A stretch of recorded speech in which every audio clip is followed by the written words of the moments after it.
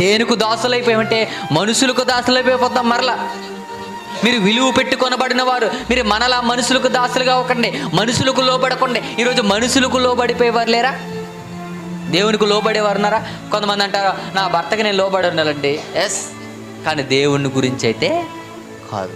కొంతమంది అంటారు, నేను నా ప్రియురాలకు లోబడినండి, బద్దునండి. ఇలా చూసుకుంటూ వెళ్ళిపోతే ఒక నా యజమానుడికి దాసుడు అంటాడు, ఒక నేను లోకానికి దాసుడు అంటాడు, ఒకడేమో ఇదిగో నేను ఈ అలవాటుకి దాసుడు అయిపోయాను అంటాడు, ఒకడు సిగరెట్కి దాసుడు అయిపోయాడు, ఒకడు మద్యానికి దాసుడు అయిపోయాడు, ఒకడు వ్యభిచారానికి దాసుడు అయిపోయాడు. ఇలా చూసుకుంటూ వెళ్ళిపోతే లోకానికి కొన్ని అలవాట్లకి ఏమైపోయాడు తెలుసా?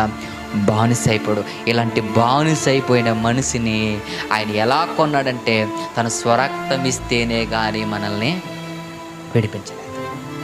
ఏమిచ్చావు ప్రభువా నా కొరకు నన్ను కొనడానికంటే అగో ఆ సిలువులో కార్చిన రక్తం అట్టు కొన్నాడు. ఎలా విడిపించావు ప్రభువా అంటే ఆ యూదులు దెబ్బలు కొట్టిన ఆ రక్తం